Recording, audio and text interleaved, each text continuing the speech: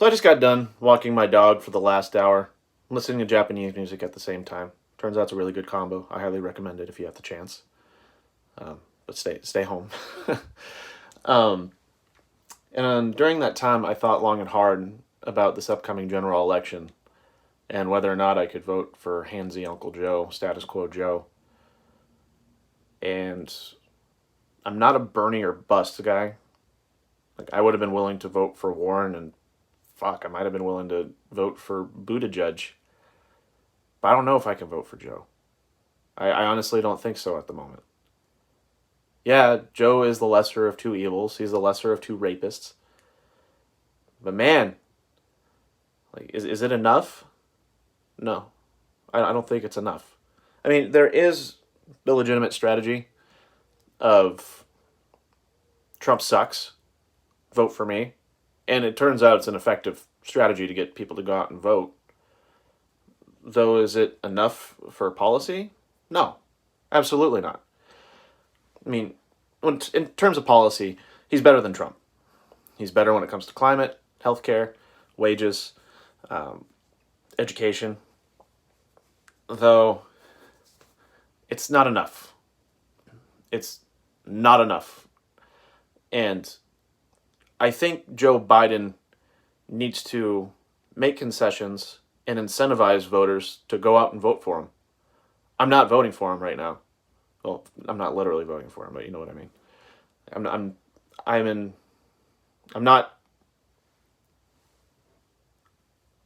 I'm not invigorated to vote for him like I was for Bernie. Of course, no one in the race was gonna be anywhere near Bernie, but even then, Joe is still too low.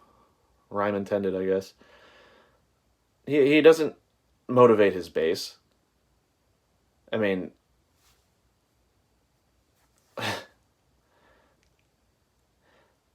he has a horrible track record, and people don't seem to understand that. He was a segregationist. He was one of those guys of being like, well, we shouldn't vote on whether or not black people and white people can be in the same place. Let the states decide. He wrote the crime bill, the 92 crime bill, which incarcerated millions of minorities. He voted for the Iraq War. He has allegations of being a rapist. Did we just forget about that? Like, these are legit allegations, too. He has a horrible track record. And people just say, no, don't, whatever. Like, whatever. It's better than Trump. Like, okay.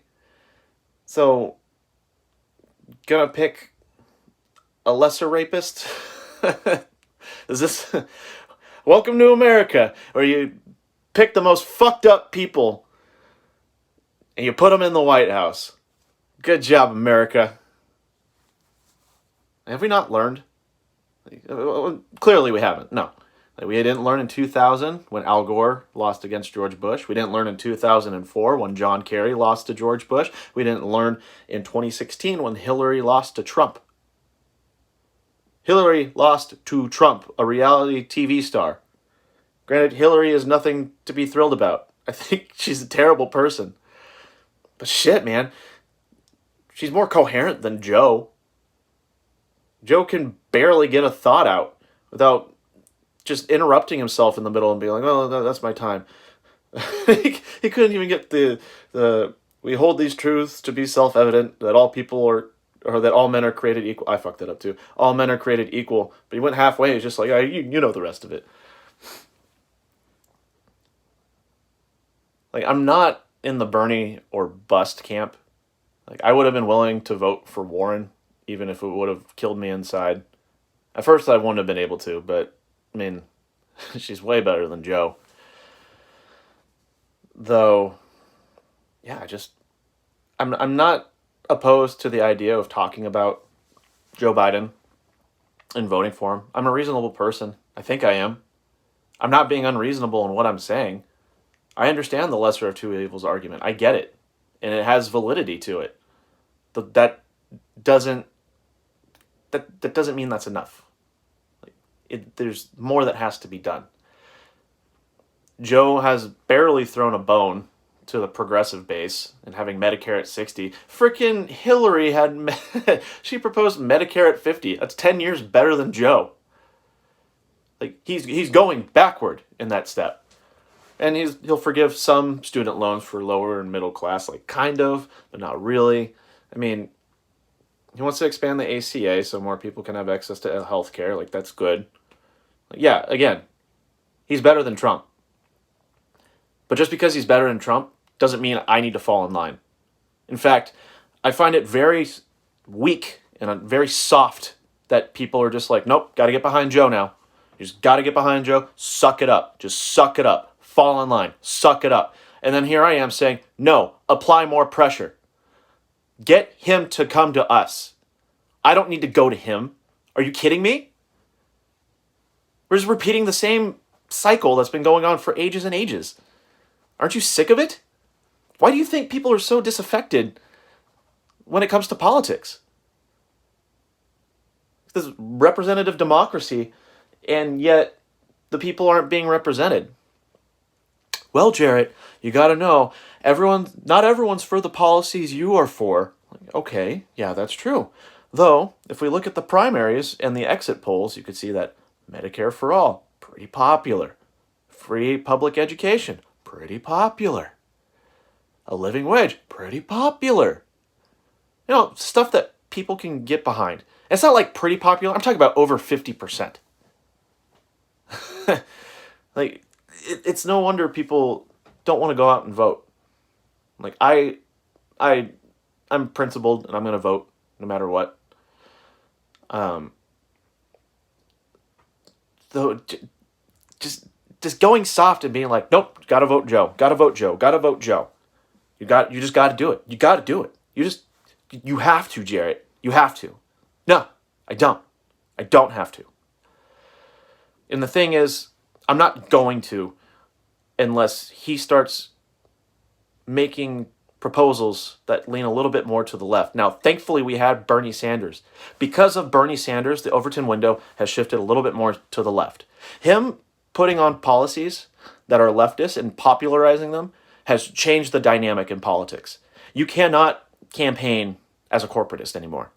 You practically can't. Why do you think Trump was so effective in 2016? Now, if you're like me, we knew he was lying. But Trump went out and campaigned in the Rust Belt and said, no, I'm going to get your jobs back. The economy is going to flourish. Everyone's going to have jobs. You don't need to worry about your jobs being taken by immigrants, because that's what's happening. Or jobs being taken by immigrants. Like, he was effective. He was very effective as a populist in terms of rhetoric, not in execution. In terms of execution, he's governance. Excuse me. He's just a total corporatist. He's a fucking shill. And if Joe Biden campaigns as a corporatist, we're going to have another 4 years of Trump. Now, if he could sign on to something, or not even sign on to something, but actually work toward a more progressive proposal, yeah, I'll vote for him. If he does like Medicare at 40, I don't know, or if he does mostly free public college or whatever, something that goes in the correct direction, in my opinion, correct direction, yeah, I'll vote for him. Damn, I'll get in my car, I will drive people who are not near voting booths, and I'll take them there. I'll do that for Joe. But in the meantime, you have enough people online, and I get a lot of flack for my opinion on saying I don't want to vote for Joe, and I take it, whatever. But it's a lot of shaming. It's a lot of voter shaming. Well, if you vote for Joe, that just means that, or if you don't vote for Joe, that just means you're voting for Trump. No, I'm not voting for Trump. Cut that bullshit out. Like, if Joe wanted my vote, or if he wanted the progressive base's vote, if he wanted non-voters to vote, then it's up to him to make that happen. Not up to me. Are you kidding me? Like, he's not entitled to my vote. I thought we were in a fucking democracy here. Shaming me or shaming anyone else for saying that they don't want to vote for Joe, I guarantee you it's going to backfire. That energy could be better spent. Instead of shaming people, calling, doing phone banking, advocating for Joe. But no, people want to have the moral high ground. And they want to say, well, you want Trump to win so you can be proven right. Like, fuck off. Are you kidding me? I still want Biden to win. He's just not getting my vote. Anyone on the left knows how much of a detriment Donald Trump truly is. Like, we get it. We get it. Trump is terrible. He's a bad man. He's not good. And, Joe Biden, he's also not a good man, but I mean, he's more good. Like, there's legitimacy to that argument, but also it's kind of lame when you think about it and you put it into perspective. Like, he's not as bad. He's a little bit better. Like, look at his track record. Just look at these allegations that have come out. Come on. I know I'm going on a tangent, but I can't get myself to vote for Joe.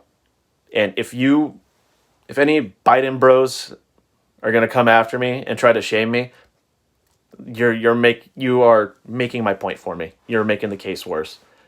Going out of your way to voter shame someone isn't going to help you. What you want to do is get on the same person's level and try to reason with them. You could try to talk to me about it. I don't mind. I like to think I'm reasonable. So talk to me about it. But telling me like, I don't care about this, or that, and that I'm going to be the reason why Trump wins. No. Biden's going to be the reason Trump wins. It's Biden. It's on Joe Biden. He is the presidential candidate. Did you forget that? Look, you had about a third of the American populace that didn't go out and vote. Like, that was a low voter turnout at that time. And I mean, there's some people in the progressive base that Joe Biden's just not going to get. Like, no matter what he does, he won't be able to get those people. So don't go for him. Like, I'm willing to move to the Joe camp if needed be, or if I found it necessary. Though he should be going for those non-voters. Like, it shows every single time there's an election and there's a higher population of people voting, the Democrat wins. So why doesn't he go for the non-voters? Like, Joe has a pretty big road ahead of him, and luckily he has Bernie Sanders on his team right now. Though, I do gotta say, Bernie Sanders calling his supporters irresponsible if they don't vote for Joe, saying it so early in April. He could have said it in September, and I would have been like, yeah, that makes sense. It's crunch time. But he said it in April. Come on. Come on, Bernie. Bernie, come on. Calling us irresponsible because we're individuals and we think for ourselves? Are you kidding me? At least make the case for Joe, but shaming us? Come on, Bernie. Like, you're my dude. You're my dude, Bernie, but shaming us? Come on, man. Be better than that. And one of the strategies I haven't agreed with as of yet, so one of my favorite YouTube channels, political YouTube channels that I watch, is Secular Talk. And Kyle Kulinski, the host, he's of the state of mind where he says, if Trump wins, yeah, feel free to blame me, but that means that you have to appeal to me in the future. And I don't know if I agree with that, because honestly, another 4 years of Trump, like, is it worth that risk? Is it worth the risk? I mean, the hope is that it's an effective strategy of being like, look, you don't have my vote. I'll take the blame for it, but just keep in mind, you, Joe, don't have my vote unless you want to do something. People don't realize that if Joe can get behind a policy proposal and have it down as an executive order, the president has a lot of power when it comes to executive orders. So I get the Kyle Kulinski strategy, but I don't agree with that either. What I think needs to happen right now, especially while it's still early in the game, it's not November yet, is people need to apply more pressure onto Joe Biden. Maybe not be super aggressive, but say, hey, I can't vote for you until you're for this, or if you work on this, if you make this better, if you make your stance on healthcare better, your stance on education better. I won't vote for you until then. In fact, there's a lot of people that won't vote for you till then. I'm not speaking for myself, by the way. Like I'm just giving my perspective. There's millions of people that feel the same way I do. I'm not voting for Joe. And I think it's very weak and it's very, I don't know, soft, I guess you could say, for people to just kind of keel over and be like, nope, vote for Joe. Like Vosh, he's one of my favorite YouTubers at the moment, but he's been shaming people too. I'm not for that. I'm not for the voter shaming. It's not going to work. I don't think it is, at least. If they had a different approach, yeah, maybe that would work, but just downright shaming people, come on. Come on, man. Or whoever. And the other problem with Joe Biden is he has the charisma of a snail going up a wall, which might be giving him too much credit because that can be awesome to see, the going up the wall. Maybe just a snail going across the street or going across the sidewalk. That's not as exciting, but you get the point. Joe does not excite a lot of people. Bernie did. That's why he had the biggest grassroots movement in American history. Now understand, Bernie is going to be talked about for centuries and how he shifted that Overton window. Like he has brought about more policy proposals than Frederick Douglass, even, I dare to say it, Martin Luther King Jr. Like Bernie has put so much at the forefront. And I don't know if that MLK one, that might be hyperbolic of me to say, but the point is he put so much on the forefront that for Joe not to go further left and advocate more populist policies is irresponsible of him. Understand, if Joe Biden loses this election, it's Joe Biden's fault.